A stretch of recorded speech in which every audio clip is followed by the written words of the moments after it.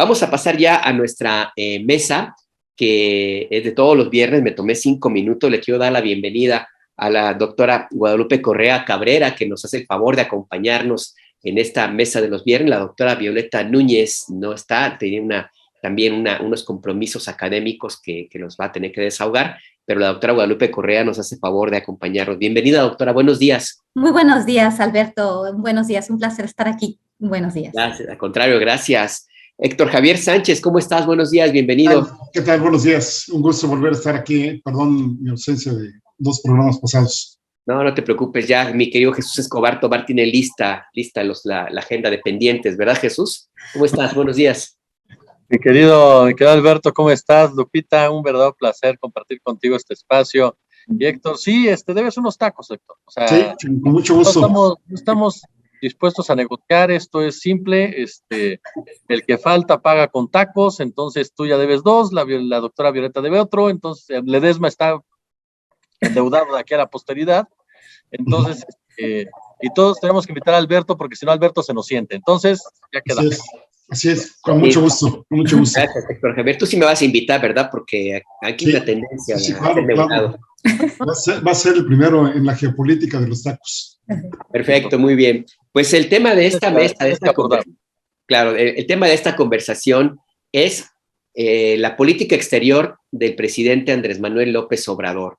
Platicábamos anoche Ernesto Ledesma y yo sobre este tema. Yo le decía que había esto que hemos visto, no solamente en el tema del discurso histórico que hubo, que se consideró histórico por parte de muchos en el Consejo de Seguridad de la ONU, sino también la reacción que tuvo en este tema de la guerra entre la invasión de Rusia a Ucrania y otros elementos también en los años recientes, que de entrada parecen desmentir esa tesis que en 2018 se estuvo machacando muchísimo de que el entonces candidato Andrés Manuel López Obrador pues no tenía otra mirada más allá de Macuspana, y que si era elegido presidente pues tendría una política exterior aldeana, y resulta que no, a reserva de lo que ustedes piensen. ¿Cómo evalúan en el primer saque, doctora Guadalupe Correa Cabrera, cómo le evalúa la política exterior del presidente López Obrador? Se repitió ayer mucho este tema de la doctrina Estrada, que fue también utilizado para agredir al gobierno del presidente López Obrador, pero parece que tiene también sus características. ¿Vuelve la época de oro de la diplomacia mexicana o es otra etapa, doctora? Bueno, yo creo que es otra etapa con algunas características interesantes porque creo que el gobierno mexicano entiende su papel en la geopolítica en un momento en el cual tanto Estados Unidos está más debilitado como otras naciones están más fortalecidas. México siempre se tuvo que mantener al margen, por eso la doctrina Estrada. México entiende y se ha entendido a lo largo de los años. Cualquier gobernante se puede dar cuenta de lo que es gobernar desde México, con la frontera que tiene con lo que fue el país más poderoso del mundo, pero sigue teniendo mucho poder, muchas armas y, bueno, una capacidad muy importante para dominar pues el espacio geopolítico de forma militar y además también económica. Todavía tiene un poder muy importante los Estados Unidos. Y bueno, dependiendo de los ciclos en la historia del mundo, pues México ha tenido que jugarla de una manera o de otra. Es verdad que desde los años 90, desde finales de los años 80, con el declive de Rusia, pues México no tuvo mucho para dónde hacerse, y de la misma forma que las élites mexicanas iban a estudiar a la Universidad de Chicago, al MIT, y bueno, venían a gobernar a México con este proyecto que algunos le llaman neoliberal, que de liberal tenía muy poco y tiene muy poco todavía, que realmente tendríamos que discutir bien este concepto, porque se utiliza, se repite, pero no se entiende bien, y bueno, no creo que tampoco se utilice bien, pero bueno, entendiendo que sabemos que todos entendemos lo que fue el consenso de Washington y también nuestras élites plegadas completamente a ese consenso, esta es una nueva etapa. Esta es una nueva etapa en la cual las relaciones México-Estados Unidos para algunos se tensan, pero para otros significa pues esta recuperación de alguna forma de la dignidad o de la soberanía nacional. Obviamente se puede hacer ahorita, no se podía hacer antes, porque Estados Unidos tenía un papel distinto. Pero, por ejemplo, en el tema de Ucrania, ahorita sí han salido muchos expertos, ¿no? Cuando fue la pandemia salieron muchos expertos en virología y ahora salieron muchos expertos en la región de Eurasia. Y bueno, se han dicho muchas cosas que yo creo que es a veces muy, muy pertinente esperar o hablar de lo que implican los conflictos en otras partes del mundo a nivel nacional. Es interesante porque las guerras son malas siempre. Quien se mete en una guerra, no se puede posicionar uno, y mucho menos México, en una parte o en otra. Creo que es muy desatinado tener una posición prorrusa y como también es desatinado tener una posición pro-OTAN, pro-Estados Unidos. ¿Por qué? Porque los dos países se van a beneficiar y van a afectar el mundo en territorios que no son suyos. Eso también es muy importante entender. Entonces, México de alguna forma se ha mantenido al margen de estos golpeteos y creo que ha sido muy claro, muy consistente. La Cancillería ha hecho un buen papel, ha jugado bastante bien y ha jugado con un papel de alguna forma que nos regresa la dignidad a nivel internacional. Así lo veo yo. Podemos seguir comentando este tipo de cosas. Muy bien, gracias, doctora. Héctor Javier, ¿cómo lo ves?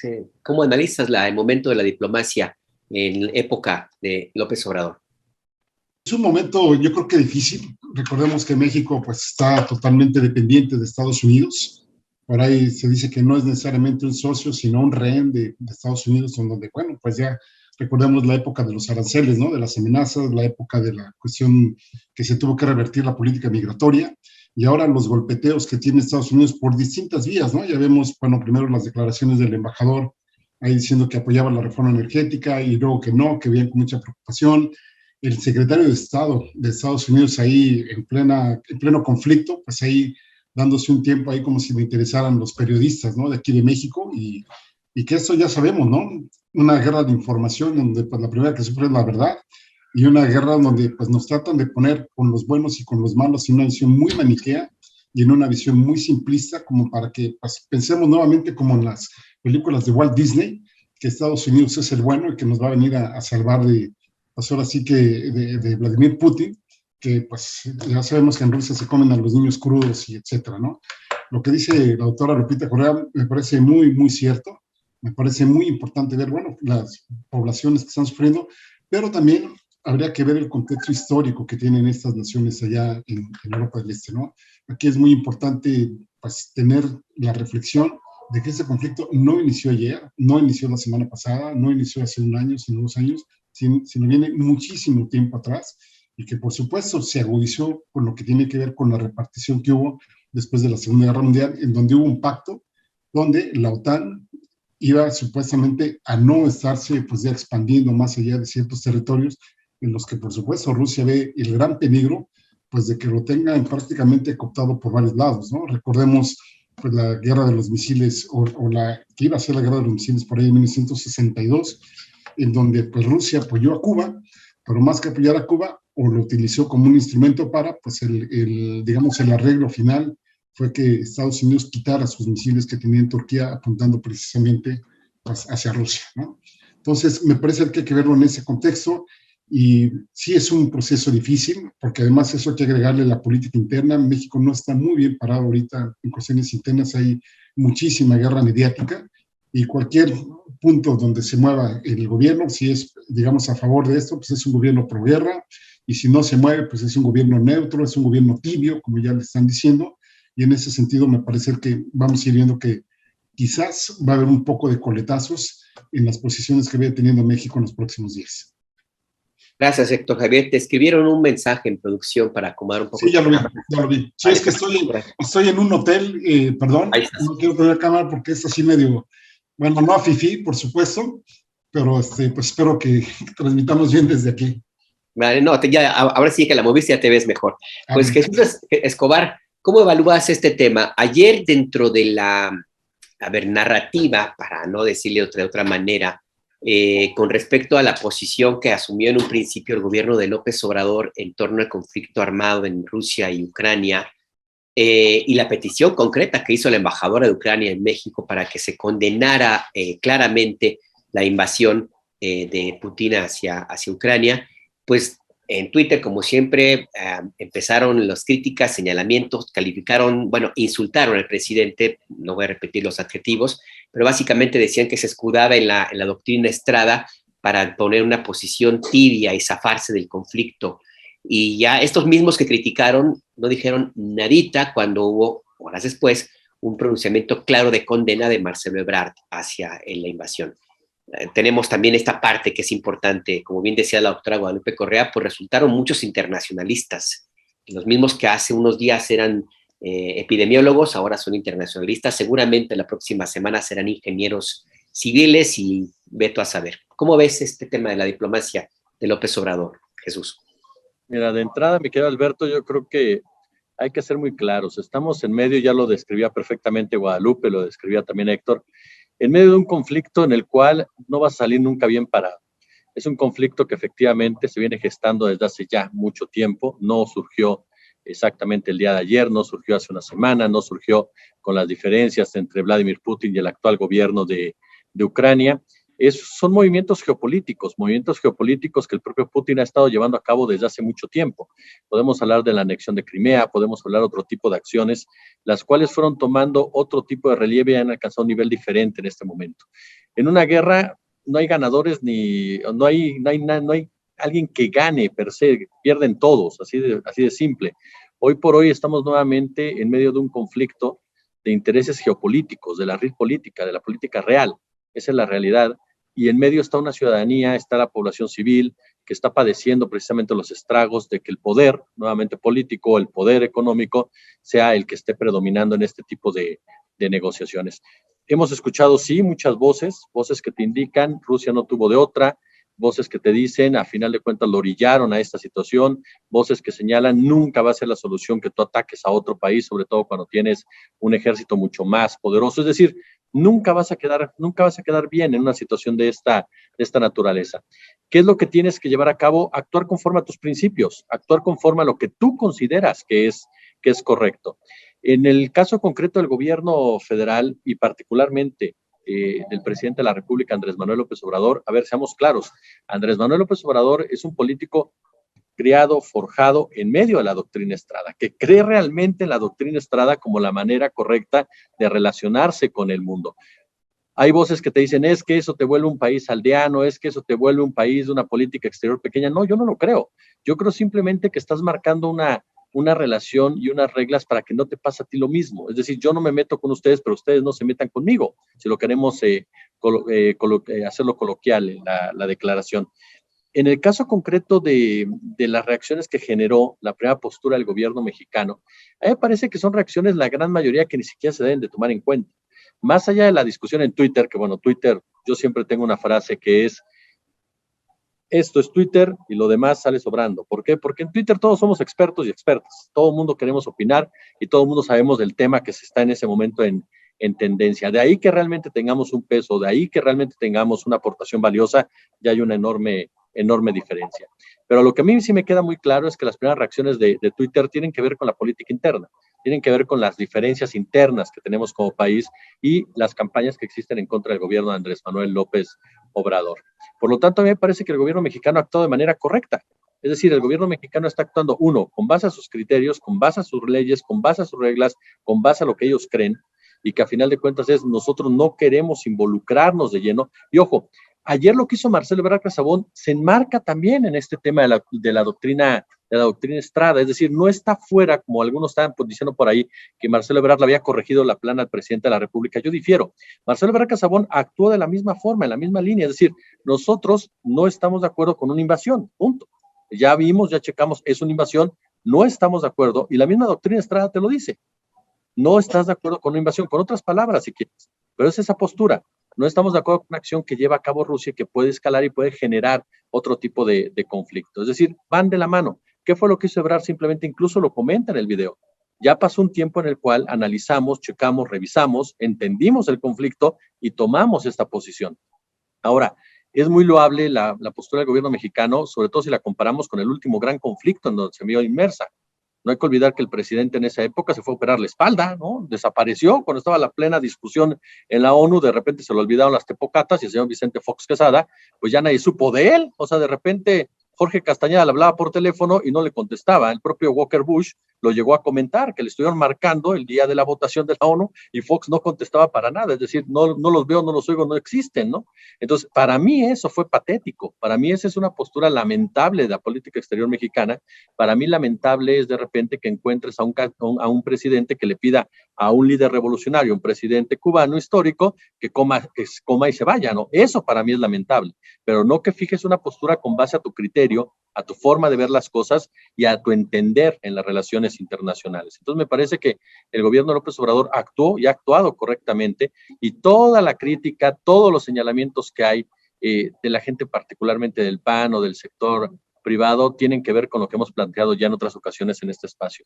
Es una agenda en donde la intención es muy clara, es ubicar al actual gobierno igual que a los otros, es debilitar la credibilidad del actual gobierno en el marco de una discusión mucho más profunda, que es la de los recursos naturales y de la reforma energética y de la reforma eléctrica. Entonces, para mí, y perdón que me vaya a extender un poco, para mí la postura del gobierno mexicano en torno a lo que hemos visto hasta ahorita de este conflicto de Rusia, Ucrania, Estados Unidos, ahora China y la OTAN, sinceramente la correcta. Y es la que puede tener un gobierno mexicano para no caer precisamente en un juego muy perverso en donde, reitero, ni Putin es el diablo, ni Estados Unidos es Dios. Son simplemente intereses en donde en medio, lamentablemente, estamos el resto.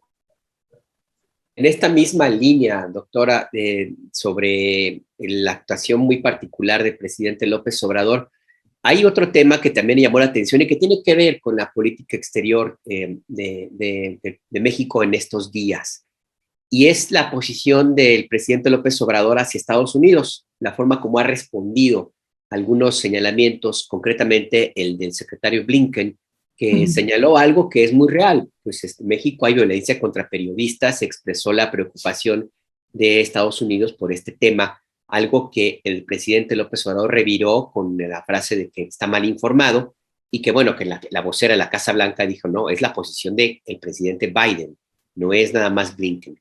¿Usted ve, doctora, un cambio en la mirada, en el discurso del presidente López Obrador hacia Estados Unidos? Porque pasó de decir que es el amigo Joe Biden a lo que vimos en estos días. Y yo nada más recuerdo que la formación política de los mandatarios y de los políticos en general, la formación inicial, siempre pesa. Y bueno, López Obrador viene de una escuela vieja, donde para ser un buen presidente o una característica que debería tener cualquier político de aquellos años era ser anti-yanqui. Lo suficientemente anti-yanqui para ganar votos, pero lo suficientemente pro-Estados Unidos para tener una buena relación con ese país. Pero ¿usted cómo ve esta situación con Estados Unidos? Yo veo que tanto Estados Unidos como México, considerando el papel que les toca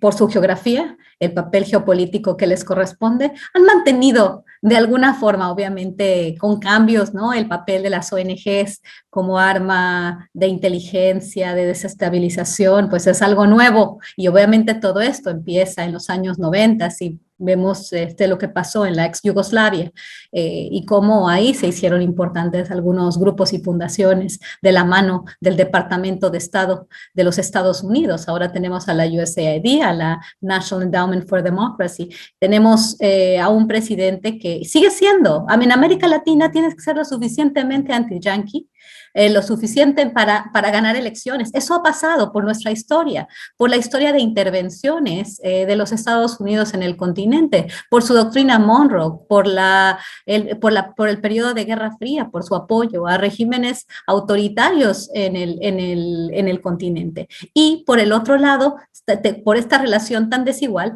tienes que ser lo necesariamente pro Estados Unidos para mantenerte en el balance y que no te tiren el gobierno, ¿no? Sabemos cómo los imperios, tanto el ruso como el estadounidense, como el chino, cada uno con sus particularidades, de acuerdo a su cultura, de acuerdo a sus prioridades. Me da un poco más de miedo el imperio ruso o el imperio chino porque los conozco menos y no hablo su idioma, ¿no? Con Estados Unidos los conocemos y además como han podido dominar la esfera mundial, pues ya llegan a un punto de cinismo en el cual pues los anticipamos, ¿no? Y esto también nos lleva a comprender por qué ellos siempre ponen su marca, ataca, ¿no? Cuando están detrás de las acciones de artículo 19 que tendríamos que ver. Yo entiendo que esto es un tema muy delicado para comunicadores que han sido beneficiados de alguna forma a veces por artículo 19, pero o también otras fundaciones que hacen de entrada un trabajo aparentemente muy bueno y sí muy bueno, pero por otro lado también, pues también parecen responder a agendas más complicadas, ¿no? Entonces, yo veo que el presidente López Obrador, a mí me ha sorprendido su forma de jugar para los dos lados, ¿no? Por un lado, en el tema migratorio, juega con esto, es como su moneda de cambio, pero por el otro lado dice, pero a mí me respetas, yo quiero pasar la reforma al sector eléctrico. Entonces, en este momento, y esto es bien interesante, cuando uno escucha o cuando uno lee al ex canciller Sarucán o a otros personajes que fueron claves en la relación México-Estados Unidos en las tres administraciones pasadas, donde claramente hubo un repliegue completo con Estados Unidos, más bien un repliegue, un acercamiento completo y sin ningún cuestionamiento a las políticas estadounidenses, y los ves criticando la posición de México en la relación bilateral, pues te das cuenta, ¿no? De lo que ha avanzado México en este sentido ahora, hoy por hoy, porque puede decir, a mí no me pongas, porque lo que sucede con el apoyo de USAID, la National Endowment for Democracy, la vinculación de ONGs para desestabilizar algunos países en el mundo, esto no es una cosa nueva y no es una cuestión que se la hayan hecho solamente al presidente López Obrador. Esto ya lleva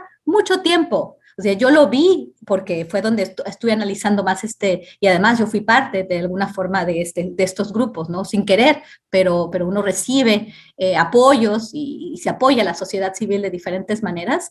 Y bueno, estuve haciendo investigación sobre migración con ese apoyo y ese financiamiento. O sea, no porque yo lo hubiera buscado, sino porque es el financiamiento que hay. Entonces, entiendes bien cómo funcionan estas ONGs. Entonces, no, al gobierno de Calderón y al gobierno de Peña Nieto, al gobierno de Vicente Fox, pero en particular estos últimos dos gobiernos, la misma USAID, National Endowment for Democracy, Open Society Foundations, Tinker Foundation, y todas estas fundaciones están vinculadas también para, por un lado, presionar de forma blanda con derechos humanos a los gobiernos de pues, todo el continente y mantener el control en el marco de la doctrina Monroe y el destino manifiesto, ¿no? Estados Unidos está más débil, el presidente lo entiende y el presidente entonces habla, y de alguna manera Estados Unidos está pasando por un momento muy interesante, elecciones de medio término. La guerra puede jugar a favor de los demócratas,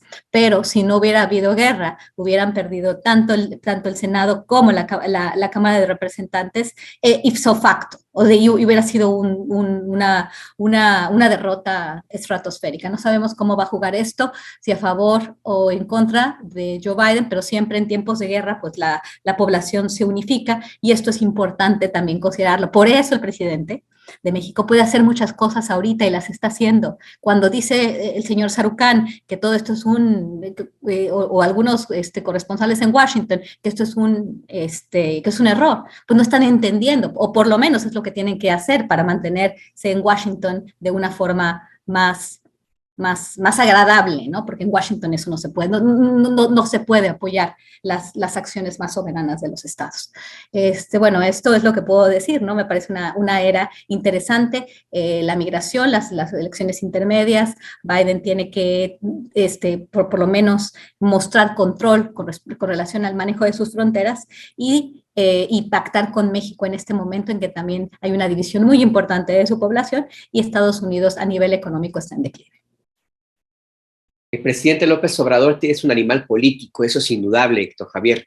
Y si tiene también un sentido del olfato muy, muy desarrollado, olfato en términos políticos. Sabe en qué momento decir qué. ¿Y tú crees, Héctor Javier, como menciona la doctora Guadalupe Correa Cabrera, de que es el momento para que el presidente tome esta actitud, o es algo ajeno al timing, pues, de lo que ocurre en Estados Unidos, Héctor Javier? No, para nada, que es ajeno, ¿no? Yo agregaría lo que decía la doctora Lupita, que tampoco no se nos olvide que muchas de las personas de la élite intelectual o de los académicos están formados en Estados Unidos.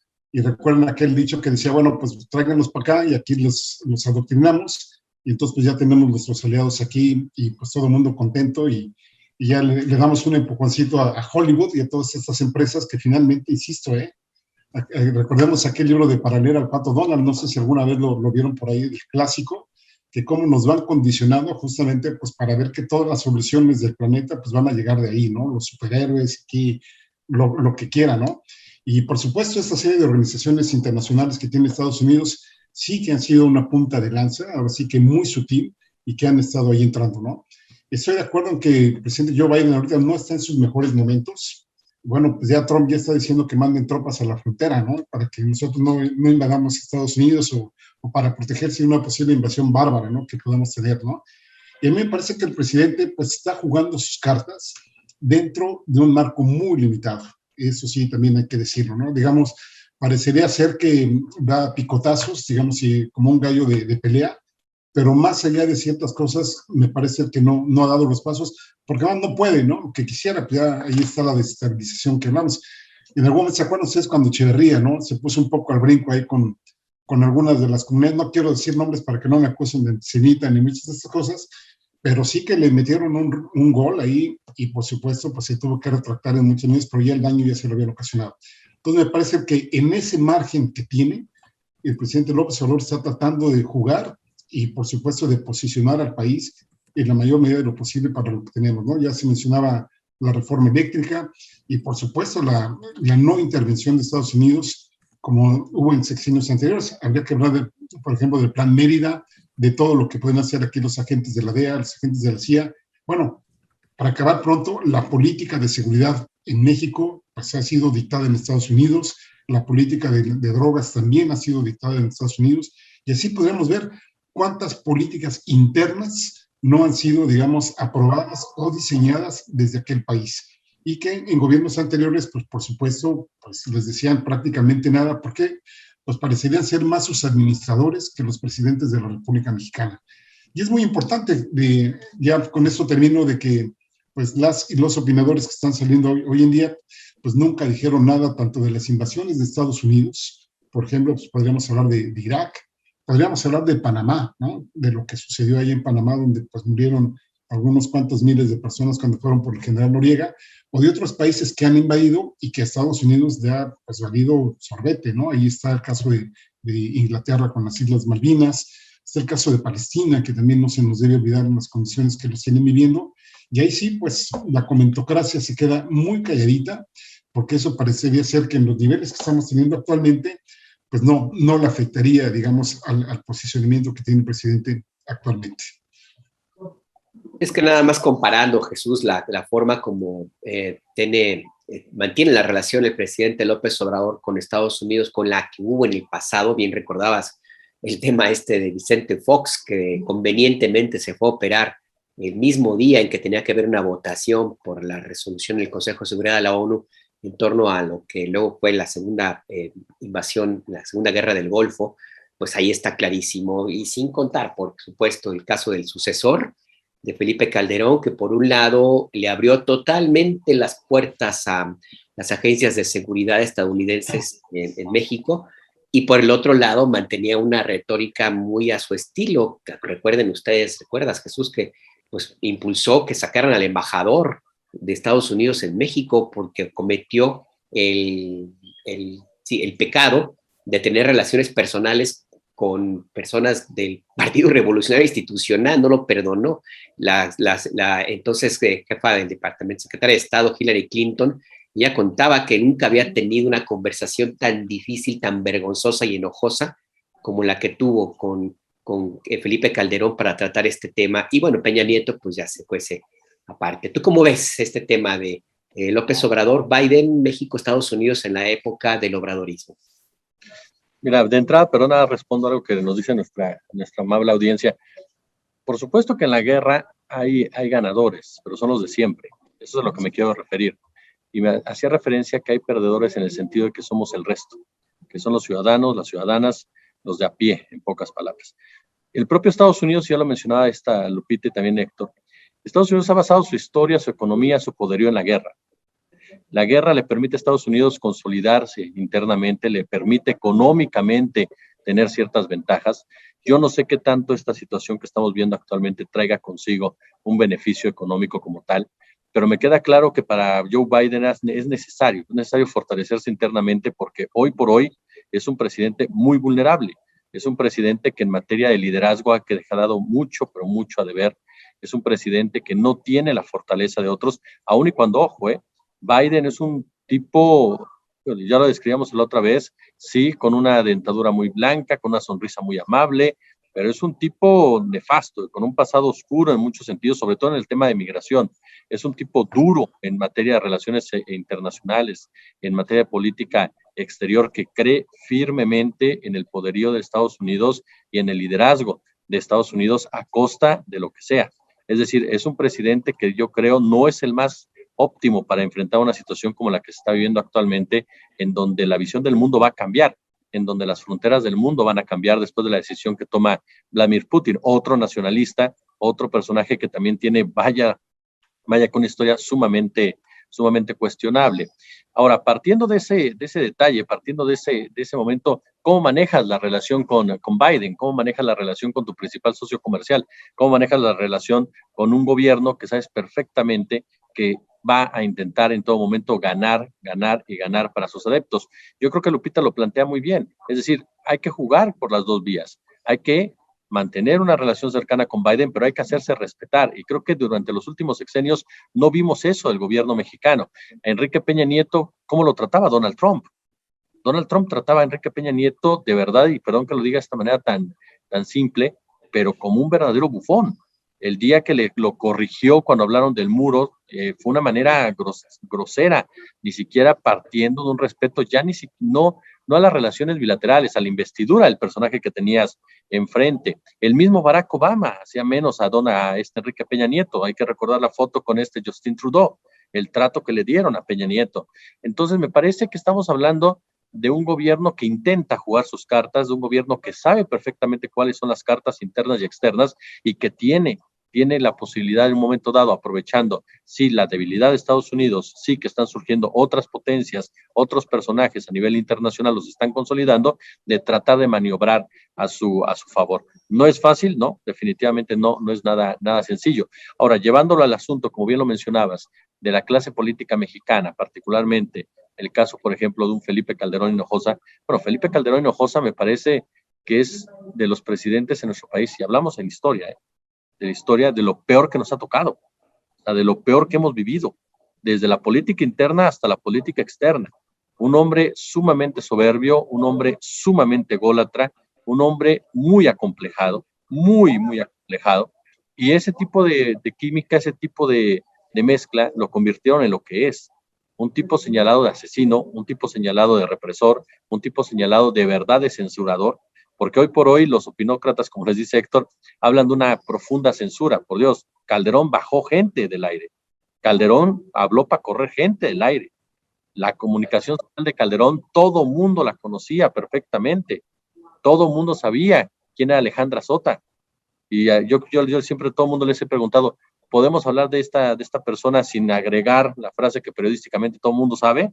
De Alejandra Sota, nadie. ¿Por qué? Porque todos saben perfectamente cómo se comportó, las presiones que generó Alejandra Sota. Entonces, hablar de Felipe Calderón es hablar precisamente de uno de los momentos más difíciles del país, uno de los momentos más complicados y que hoy por hoy seguimos pagando las consecuencias, y es hablar de un presidente que nunca supo darse su lugar frente a los Estados Unidos, y que incluso quería, en un momento él lo dijo, ¿no? Que quería todos los juguetes de Estados Unidos para hacer la guerra en México. Entonces, me parece que sus propias declaraciones lo dejaron más que claro. A mí me parece, insisto, que el gobierno de Andrés Manuel López Obrador está jugando sus cartas. ¿Cuántas cartas tiene? Él lo sabe. Marcelo Ebrard sabe perfectamente cómo es la relación internacional, sabe perfectamente cuál es la política que tiene que llevar a cabo, saben en dónde están parados. Eso me lo han dejado muy en claro durante todo este lapso, primero con Trump y luego con Biden. Entonces me parece que las decisiones que están tomando, al menos por el momento, a mí me parece que son con mucha cabeza fría, más allá de cualquier otro tipo de declaración o cualquier otro tipo de momento. Me parece que son con cabeza fría, y eso es muy importante en este instante. Con cabeza fría y con el respaldo del presidente. Y aquí hay un personaje que aparece dentro de esto, doctora Guadalupe Correa Cabrera, que se llama Marcelo Ebrard. Y quisiera tratar de unir esto al siguiente tema, porque también tiene que ver con lo que va a ocurrir después de 2024. Y el canciller, pues es uno de los aspirantes a ocupar la presidencia de México a partir de ese año. ¿Cómo evaluar a Marcelo Ebrard dentro del trabajo que ha realizado? Porque empezó como el todólogo, como el vicepresidente en funciones, le asignaban lo mismo, negociar temas que le correspondían a la Secretaría de Gobernación, como el caso de la migración, por ejemplo, que la Cancillería se ha hecho cargo de ese tema, que también resolver inclusive temas o intentar resolver temas internos como la huelga en Notimex. Y ahora lo vemos en otra dimensión, en un activismo político al exterior. ¿Cómo evalúa usted a Marcelo Ebrard? ¿Gana, pierde con la diplomacia de López Obrador? ¿Y cómo lo veríamos a partir de 2024, doctora? Su micrófono, doctora. Es una gran pregunta, es una gran pregunta. Yo sigo teniendo muchas preguntas en ese sentido, pero es interesante analizar al personaje a lo largo de toda su historia. Ha sido un hombre disciplinado, un hombre que ha tomado las oportunidades, pero que ha hecho buenas apuestas. En realidad él apostó a la disciplina. Él apostó a quedarse con López Obrador y López Obrador le ha respondido bien, pero también sabemos que por eso mismo también es un hombre muy pragmático. En Estados Unidos lo quieren bastante, en Washington lo quieren bastante, le tienen buena voluntad, vamos. He escuchado en varios círculos, inclusive en las elecciones del 2018, ¿por qué no fue Marcelo? Porque se tiene la noción de que Marcelo, como es pragmático, como le gusta el poder, como tiene aspiraciones, como no le importa mucho, no es un hombre, así se le ve, no es un hombre que tiene principios ni convicciones con una ideología, aunque ha sido parte de un mismo proyecto político y no se ha salido de ahí, por eso sigue, por eso es el canciller en México. Después de toda una serie de eventos que lo hubieran podido llamar a un lugar o a otro. Él ha sido un hombre visionario porque supo mantenerse en el equipo y en la buena estima de López Obrador. Pero por el otro lado, también es un hombre pragmático, también es un hombre que puede dar un cambio y Andrés Manuel, como es un animal político muy astuto, lo sabe. Y Andrés Manuel López Obrador, aunque dice que no quiere salir a ningún lado después del 2024, que se va a ir a la chingada, bueno, se oye un poco, pero es real, es totalmente cierto, se va a ir a la chingada después de 2024 y que no va a hacer nada. Es su rancho, doctor, hay que aclararlo. Porque sí, claro, sí, asumía que todos conocemos dónde está en Tabasco y está por Palenque, ¿no? Ya lo he visto, de hecho he pasado por ahí, ya me he ido a la chingada para nada más para verlo. Entonces, bueno, él dice que se va a la chingada y dice que no va a hablar y que ya se acabó. No lo sé, en realidad es un hombre que siempre ha estado en la política, en las calles, de muchas maneras. Yo creo que él sí tiene en su objetivo continuar con esta cuarta transformación. Y no sé si vea en un personaje que sabe jugar muy bien sus cartas y que tal vez la siguiente carta no va a ser con Andrés Manuel, porque Andrés Manuel ya no va a tener el poder. Quien va a tener el poder van a ser otros actores. Entonces, realmente, sí, yo creo que Andrés Manuel sabe que no va a ser la continuidad de su proyecto, que no es la continuidad del canciller, que sabe operar muy bien, que es un hombre astuto, que es un hombre inteligente, pero que quizás en este momento, después del 2024, si él es el elegido, probablemente no vaya a continuar con el proyecto de la cuarta transformación, porque sabemos de dónde viene el canciller Marcelo Ebrard, sabemos de su ideología, sabemos sus orígenes, y no es un hombre del pueblo, no es un hombre que vaya a continuar con un proyecto. No estoy calificándolo ni diciendo que es un proyecto, en este momento quiero ser objetiva, ¿no? Pero no va por ahí. Su ideología no es la de López Obrador, él no es López Obrador, él no es un hombre de la gente, él no es un hombre que pueda ganar por sí mismo, él tiene que tener el apoyo completo del presidente y no estoy segura que el presidente de México hoy por hoy vaya a elegirlo a él. Creo que está aprovechando bastante bien las capacidades que tiene Marcelo Ebrard, su diplomacia, su conocimiento de los temas, y bueno, y el beneplácito de Washington para ser realmente el embajador y el canciller. O sea, realmente ha hecho una muy buena labor, pero no creo que vaya a llegar más allá porque el presidente Andrés Manuel López Obrador tiene otros planes para su tiempo cuando se vaya él a la chingada. Héctor Javier, Marcelo Ebrard estaría cosechando la lealtad. No hay que olvidar que hubo un momento en el cual, que creo que fue 2012, cuando se eligió al candidato López Obrador como el abanderado de la izquierda para contender en contra de Peña Nieto, que aparentemente se supo después las encuestas pues le favorecían a él y él básicamente, Marcelo Ebrard, se hizo un lado para que fuera López Obrador. Cosecharía lo que siembra, según la tesis de la doctora Guadalupe Correa, pero también lo que plantea la doctora es cierto. Pues él no es como, digamos, un modelo de la 4T pura. Él no estaría en esa dinámica de primero los pobres, por lo que se le ha visto hasta ahora.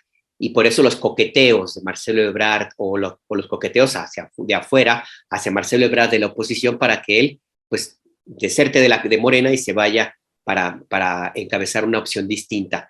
Pero no sé tú cómo ves a Marcelo Ebrard en esta dinámica, el canciller de lujo, porque esto es lo que se ha planteado hasta ahora, pero candidato de lujo, ¿o cómo? ¿Tú cómo lo ves, Héctor Javier? Bueno, sí es un candidato de lujo, pero no necesariamente para el proyecto continuista, ¿no? De la 4T, ¿no?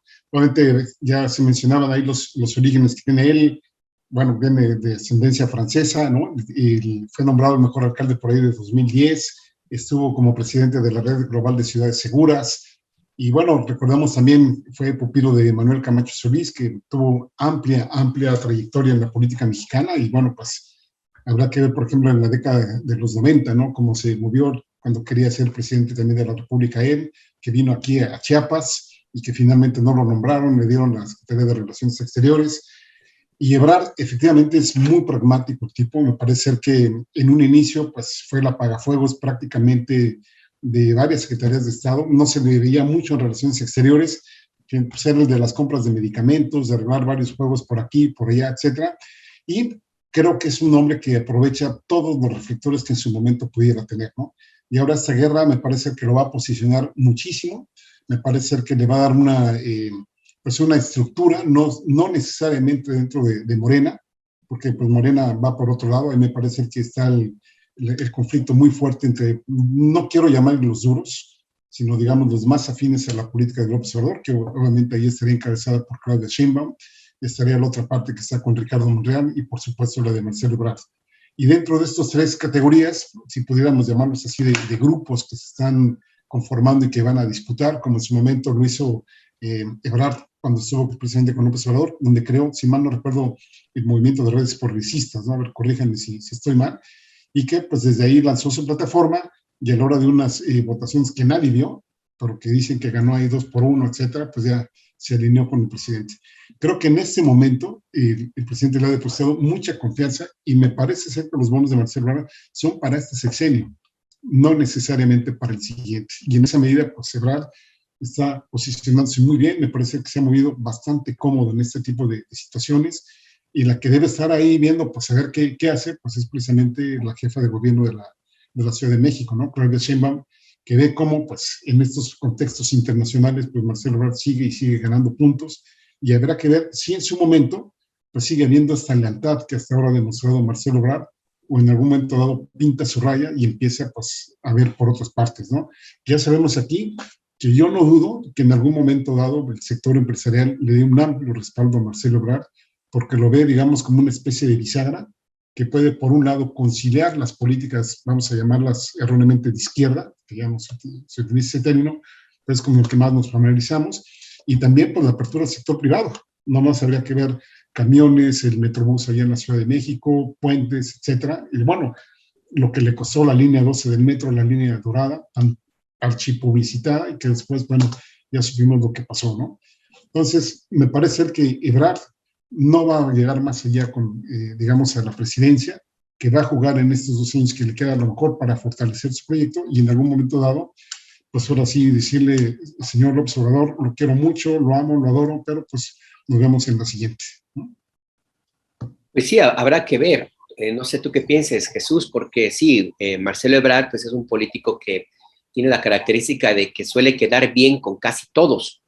No hay que olvidar un dato que también de pronto se pierde en el análisis y que tiene que ver, tendría que relacionarse con uno de los elementos más críticos, yo le llamaría un talón de Aquiles para el presidente López Obrador, que es su relación con la violencia de género, su forma de entenderlo. Cuando fue jefe de gobierno, López Obrador, pues no dijo que no, pero tampoco hizo nada para impulsar las iniciativas que había para despenalizar la interrupción del embarazo. Él no dijo no lo hagan, pero tampoco dio su apoyo y la lectura política fue no lo quiero, punto. Tuvo que llegar Marcelo Ebrard para que se hiciera realidad este tema. Y esto, por ejemplo, sería una ventaja que podría tener en política interna, pero más allá de eso, el modelo que se ha construido de política con el obradorismo es más de calle, más de la gente, más de barrios, más de giras. Y pues Marcelo Ebrard es mucho de giras, sí, pero a Polanco, Mazarik, a Francia. ¿Tú cómo ves al canciller, Jesús? Mira, yo siento que estamos en un escenario muy particular. Es decir, a ver, tenemos una oposición que no tiene candidato ni candidata y no la va a tener. Ya para que Lili Telles diga que ella puede ser, ya vemos la crisis que está enfrentando la oposición, ¿no? La oposición y particularmente los que están detrás de la oposición están esperando a ver qué pasa al interior de Morena. Para ellos un candidato excepcional sería Marcelo Ebrard Casaubon. Sería un candidato caído del cielo. Marcelo Ebrard Casaubon puede en un momento dado ser un personaje afín, cercano a personajes del PAN, del PRI, del PRD. En fin, ¿por qué? Porque ha tenido esas relaciones. Incluso el propio Movimiento Ciudadano. Aquí lo que tenemos que pensar seriamente, lo que tendríamos que valorar seriamente, es qué tanto Marcelo Ebrard Casaubon podría derrotar a Morena en el año de 2024. ¿Qué tanto él como candidato de una oposición realmente tendría la capacidad de enfrentar y de derrotar a la elegida, porque no sería otra, a la elegida del obradorismo? Así de sencillo. Muchos han hablado de la posibilidad de que fuera Adán Augusto. Yo insisto, para mí Adán Augusto es un muy buen secretario de gobernación, pero es eso, un secretario de gobernación. Un hombre que opera, un hombre que sabe perfectamente que al no tener aspiraciones políticas a futuro, se la juega todo el día de hoy y lleva a cabo un trabajo sumamente eficiente. Por lo tanto, no es otra más que Claudia Sheinbaum Pardo la que sería la otra opción para Morena. En el caso concreto de Marcelo Ebrard Casaubon, esa sería la primera duda que él tendría que evaluar. ¿Qué tanto rédito tiene si sale de Morena, si enfrenta a Morena en una elección como tal? Y me parece que Ebrard es un hombre sí pragmático, es un hombre político, es un hombre que tendrá que lidiar con sus propios demonios, es decir, que sabe que esta es su última oportunidad para acceder a la silla del águila y por lo tanto tendrá que decidir si la deja pasar y no será presidente de México o en un momento dado decide jugársela. Para mí pasa también por Andrés Manuel López Obrador.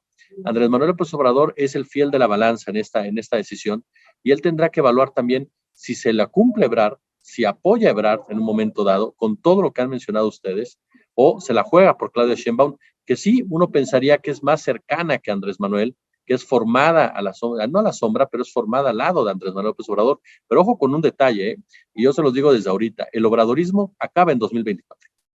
El obradorismo como tal acaba en 2024. Yo no creo que ni Claudia Sheinbaum, ni Marcelo Ebrard, ni otro de Morena tenga la capacidad de continuar con el obradorismo como lo conocemos actualmente.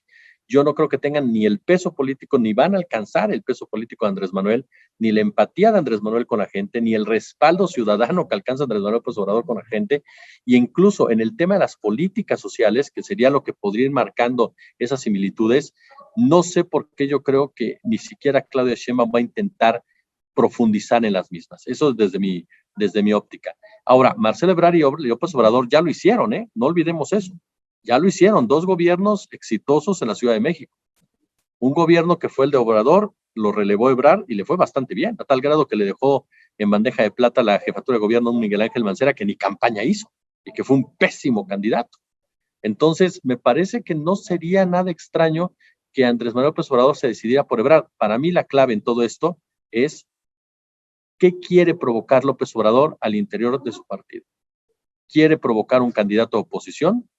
¿Quiere fortalecer a su partido? ¿Y cómo van a maniobrar él para cerrar las heridas de aquella o de aquel que no van a competir en el 2024? Del otro lado está, y con esto concluyo, Ricardo Monreal Ávila, que seguramente estará en la boleta.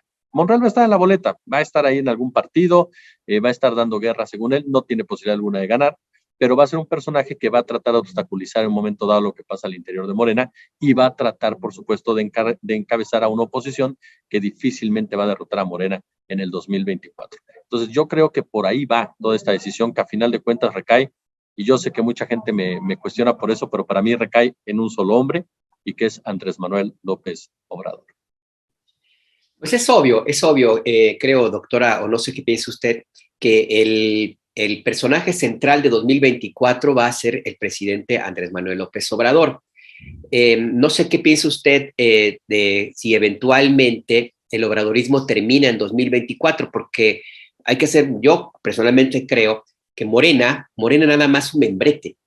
Lo que importa realmente y lo que hace fuerte y mantiene el respaldo enorme del presidente López Obrador y permitió que llegara a Palacio Nacional es el movimiento que ha construido, que se llama obradorismo.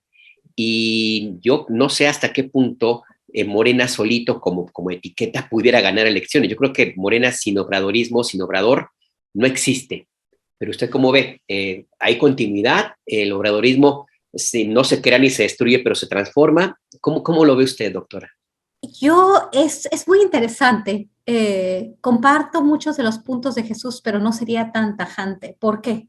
Porque estás analizando la formación de cuadros. ¿Cómo se creó Morena?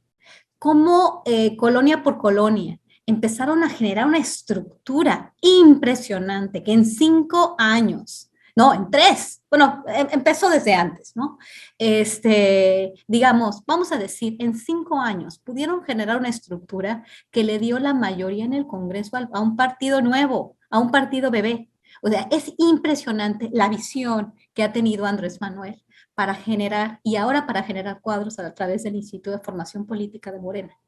Ellos él tiene una visión de continuar, por eso cuando hablo de que él no se va a ir a la chingada, y bueno, obviamente ya me criticaron porque dicen que no es, a mí no me interesa, así se llama la chingada y lo podemos decir en muchas ocasiones, porque Andrés Manuel le puso ese nombre precisamente para que así se le dijera.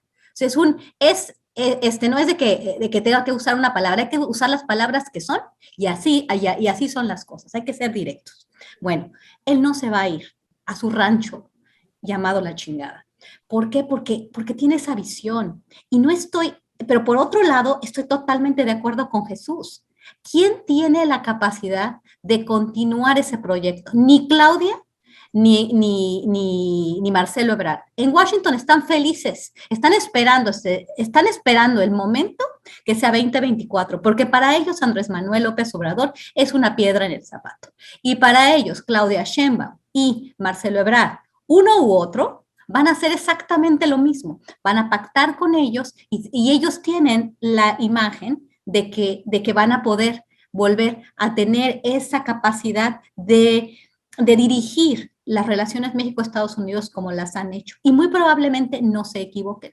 Muy probablemente conociendo a Claudia Sheinbaum y conociendo a su equipo, conociendo al equipo muy débil de la Cancillería de Marcelo Ebrard, por cierto, también eso podemos hablar en otro momento, no va a tener, no tiene ese acercamiento con la gente y además son personas que saben lo que quieren, son políticos, no son políticos como Andrés Manuel, pero son personas muy eficientes y por eso están donde están. Pero para gobernar un país se requiere más que estar detrás de una figura como Andrés Manuel. Pero Andrés Manuel tiene esos cuadros. ¿Qué va a pasar con esos cuadros? Yo tengo las mismas preguntas. ¿Qué va a pasar? ¿Cuál va a ser el papel de Andrés Manuel López Obrador después del 2024? Porque si él no está ahí para dar cohesión, pues esto va a pasar lo mismo que pasó con el PRD. Él lo que está tratando de hacer es que no sea un partido de tribus, Morena, con todos los problemas que tiene el partido, con todas las fricciones, pero él le da cohesión y él está formando cuadros. Es impresionante ver los cuadros ya hoy por hoy existir y los cuadros ir creciendo, que yo creo que de entrada Andrés Manuel López Obrador, aunque dice que se va a retirar, le hubiera gustado continuar, aunque no lo va a hacer supuestamente, no creo que lo vaya a hacer, no va por ahí. Aunque en política uno nunca puede anticipar nada, ¿no? Pero sí, no sabemos qué va a suceder, estoy muy de acuerdo con Jesús Escobar, se acaba el tiempo, este llamado obradorismo sin obrador es muy difícil que se mantenga, casi imposible, pero vamos a ver cómo opera, ¿no? Y bueno, estamos viendo, la decisión está entre Marcelo Ebrard y Claudia Sheinbaum. Yo no veo en este momento ninguna otra persona, pero no sabemos también lo que pueda pasar. Ya vieron a Santiago Nieto. Santiago Nieto era del equipo de Andrés Manuel y rápidamente Andrés Manuel no acepta la traición. Tampoco, y tiene la mecha muy corta. No sabemos qué pueda pasar con uno u otro candidato. Nos podría sorprender. Ahorita vemos a Claudia Sheinbaum mucho más fuerte, pero en política lo que pasa hoy puede ser muy distinto de lo que pase mañana. Entonces vamos a mantenernos a la expectativa, pero sí es muy difícil que este proyecto de lo que se denomina la cuarta transformación, o lo que quisiera Andrés Manuel que fuera la cuarta transformación, que también está muy endeble por muchísimas cuestiones, porque no hay equipo, por las fricciones internas, por el tema de seguridad, de procuración de justicia. Este país se mantiene en esperanza porque está Andrés Manuel y porque sabe manejar a la opinión pública a través de sus mañaneras, a través de su gran personalidad, pero no sé si después que se vaya Andrés Manuel nos vayamos a dar cuenta que tenemos un país que sigue cayendo a pedazos, ¿no? Perdón, el micrófono tenía apagado. Pues sí, ese es uno de los temas de concentrar tanto el poder en una sola persona, como bien mencionan también en el chat. Héctor Javier, el obradorismo es fundamental para ganar 2024. ¿Va a continuar o no va a continuar? Aquí el tema también es que es importante revisar cómo queda el mapa político en estos momentos y cómo puede quedar a partir de las elecciones estatales que vienen. Morena gobierna en que creo que son 16, 17 estados del país, tiene el control de 18 congresos locales. Las encuestas señalan que puede ganar por lo menos otros 3 gobiernos. Es decir, hace mucho tiempo que no teníamos a un partido político, un solo partido político gobernando el 70-75% del país, sin contar, por supuesto, los tiempos del PRI de aquellos años. Claro, son gobernadores que son variopintos, pues, no necesariamente son obradoristas, pero ahí están, pues, corresponden y están políticamente al menos alineados a la 4T. ¿Tú cómo ves este tema? ¿Sigue, no sigue el obradorismo después del 24? Yo añadiría lo que ya comentaron Jesús y el doctor Lupita, pues no solo me cuestionaría la capacidad, sino también la voluntad de seguir con un proyecto determinado, ¿no? Por ejemplo, Ebrard, pues ya sabemos que ya está acostumbrado a tragar sapos, ¿no? Por ejemplo, los golpes que le han dado en relaciones exteriores, el nombramiento de Panamá, de Pedro Salmerón, ¿no? Los nombramientos de los exgobernadores de PRI, también como consulados o también como embajadores en España, pues ahí está parado, ¿no? En esta pausa que tenemos ahí con este país. Y si bien es cierto que hay una parte, hay una institucionalidad de formación de cuadros, también hay que ver que pues, no se ha barrido muy bien, que digamos, de arriba para abajo, ¿eh? Digamos, en la calle, en las estructuras que están operativas, sigue habiendo corrupción, sigue habiendo muchos desasosiegos por parte de la oposición. Yo cada rato me encuentro con gente que me dice, es que aquí me siguen pidiendo igual de moches, me siguen peor aún, ¿no? Por ejemplo, en gasolineras, en trámites que tienen que ver, por ejemplo, aduanales, etcétera. Como que no se ha visto muy bien ahí esta estructura de Morena, ¿no? Y qué decir de Mario Delgado, que bueno, pues nada más habría que ver los acuerdos que hacen ciertos estados para, pues, tratar de llevar agua a su molino y, pues, nombrar a ciertos personajes para ciertas gubernaturas, ¿no? Que, por cierto, para mi juicio te quedaste muy corto, Alberto. Yo creo que no van a ser 3, sino 5 gubernaturas más, por lo menos, que se van a tener ahora, o que las que vamos a tener aquí en junio, ¿no? Entonces, yo creo que sí va a seguir el obradorismo, y me pondré en una posición intermedia entre Jesús y Guadalupe, ¿no? Aquí la cuestión sería es ver qué tan light, qué tanto lo descreman, qué tanto le quitan el azúcar, y hacen una versión pues que a lo mejor va a tener muy poquito de la versión que estamos viendo ahorita y van a ser más pragmáticos, ¿no? Me parece que en ese sentido Marcelo Ebrard tendría la delantera que Claudia Sheinbaum. Es un personaje que, como ya lo comentaban, pues se conoce a nivel internacional, ha obtenido premios por varios lados, el roce que tuvo allá en Francia cuando estuvo allá en el exilio, ¿no? Pues no es que se haya quedado quitecito ahí, ¿no? Él siguió operando allá, haciendo movimientos, y Claudia Sheinbaum pues prácticamente se circunscribe a la Ciudad de México. De hecho, cuando llegan otros gobernadores o se ve con otros gobernadores, la mayoría de esos encuentros son en la propia Ciudad de México. Entonces, así que la identifiquen en todo el país, me parece ser que no mucho, ¿no? Entonces, estos juegos, digamos, que se extienden al interior de Morena, Mario Delgado, ¿qué tanto puede afectar esa estructura que está ahí? Me parece que tendríamos que hablar de él también, de cómo está jugando ahí, cómo está operando en el gobierno, que no creo que saque muy buenas cuentas, aunque algunos digan que sí, dependiendo desde qué perspectiva lo estemos viendo, pues va a tener una implicación para el 2024. Por lo pronto, yo estoy de acuerdo en que muy probablemente si Marcelo Ebrard no le dan la candidatura en Morena, es altamente probable que lo busque por otro lado. Pues ya lo habías planteado tú, Jesús, que eventualmente veías, y bueno, Ricardo Monreal, obvio que sí va a estar en algún otro lugar, pero Marcelo Ebrard, ¿hasta dónde estaría en otra posición? Y como tú bien preguntabas, ¿podrá derrotar a Morena? Morena tal vez sí, digo, pues porque Morena es lo que ha construido Mario Delgado, que no hay que olvidar que es alfil de Marcelo Ebrard, pero es que no es Morena, es el obradorismo. Para cerrar esta conversación, mi querido Jesús, ¿cómo ves este tema? ¿Sigue o no sigue? Yo difiero un poco, por ejemplo, con Lupita cuando hablamos de los cuadros de Morena. Yo, sinceramente, no veo a esos cuadros fuertes, con personalidad, con presencia, para poder competir sin la sombra, no la sombra, sino con el liderazgo de Andrés Manuel López Obrador. Yo siempre he lanzado una pregunta: si Andrés Manuel López Obrador no hubiera sido el candidato de Morena, ¿hubiéramos votado por Morena? ¿Alguien se hubiera lanzado a votar por Morena como tal? Es decir, Morena es López Obrador, así de claro. Y Morena depende de lo que López Obrador vaya a decidir qué va a pasar con él en el 2024, a tal grado que López Obrador va a decidir quién va a ser la sucesora o su sucesor, dependiendo, por supuesto, de los intereses que él mismo vea que tiene para tratar de continuar ya sea su proyecto de gobierno o de plano, que se garantice precisamente la victoria de su partido. Y no olvidemos que puede ser algo, en alguna ocasión López Obrador ya planteaba que esto no es de un sexenio, ya planteaba que es de varios. Y en ese sentido hay gente que habla de 18 años, hay gente que habla de López Obrador, de Ebrard y de Sheinbaum. Es decir, se habla de 3 proyectos, de 3 posibilidades de continuidad, con 3 personajes que podrían en ese sentido asumir dicha responsabilidad. Pero todo va a pasar, insisto, en cómo maneja las cosas Andrés Manuel López Obrador al interior de este partido, cómo logra manejar la situación Marcelo Ebrard. Y ya lo decía Héctor en parte, Ebrard sí está acostumbrado a tragar sapos, pero ojo, no te tragas un sapo en política sin esperar un beneficio. Entonces me parece que Ebrard está tragando muchos sapos porque está esperando algo más que le permita estar tranquilo en este momento tragando los sapos, ¿no? Y aparte que es un hombre que sabe de los tiempos políticos. Ebrard sabe perfectamente de tiempos políticos.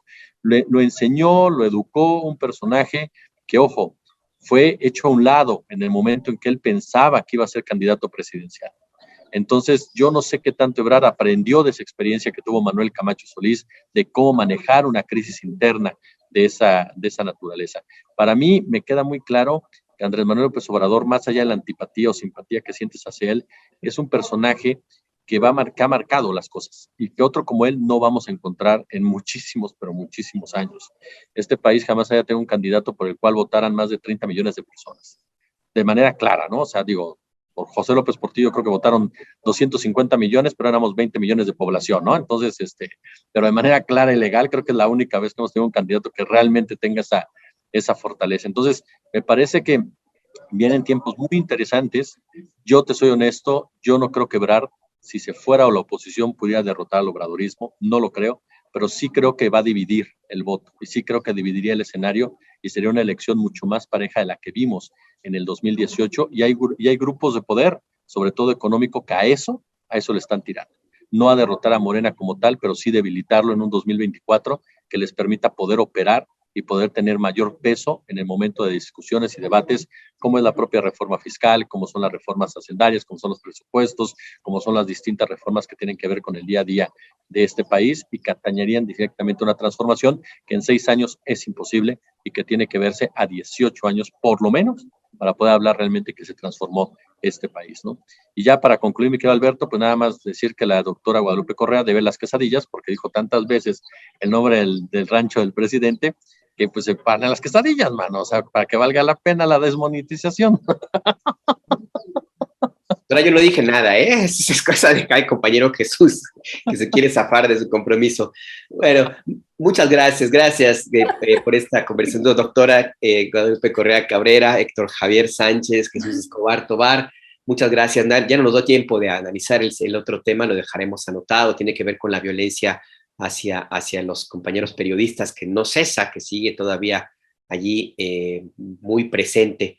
Y habría que también reservar en algún momento un espacio para comentar algo que me parece importante dentro de toda esta dinámica y estos debates que hemos tenido y que en estos años, en algún momento al inicio de este gobierno yo publicaba algunos textos en la agencia donde trabajaba, en la BBC, sobre esta recuperación de la presidencia imperial, la que en algún momento caracterizó a los presidentes todopoderosos y que se perdió a partir de la transición, bueno, desde con Ernesto Zedillo se empezó a extraviar y se desapareció por completo, inclusive con el tiempo de Peña Nieto, pero llegó Andrés Manuel y recupera para el Poder Ejecutivo, es decir, para él, para el presidente de la República, el poder omnímodo que tuvieron los presidentes de un sistema político que construyó a este país. Habría que analizarlo en algún momento, si les parece, lo anotamos en la agenda, este presidente López Obrador, el presidente imperial, el presidente que tiene toda la fuerza tan fuerte, la fuerza tan grande que nos convoca todos los días a todos los actores políticos, periodistas, empresarios, intelectuales, líderes religiosos, lo que sea, a conversar en lo que él quiere que conversemos. Y esto no es gratuito, eso tiene sus consecuencias. Pero bueno, si les parece, lo dejaremos para después. Sí, muy rápido, Alberto, muy rápido. Bajo la lógica que planteaba Jesús, pues el próximo sería Ebrard entonces, ¿no? Y la siguiente sería Claudia Sheinbaum. Digamos, si seguimos el mismo proceso López Obrador y Marcelo Ebrard, en su momento con la jefatura de gobierno, pues ahí está la tercera opción, ¿no? También por edad, ¿no? Supongo. ¿Verdad? Sí. Sí, la jefa de gobierno más joven. Sí. Habría que verlo. Pues muchas gracias. Gracias, doctora, Héctor Javier, Jesús. Muchas gracias. Está muy bien. Un placer estar con todos ustedes. Un placer. Hasta luego. Bye, Héctor. Bye, Alberto. Hasta luego, Jesús. Gracias.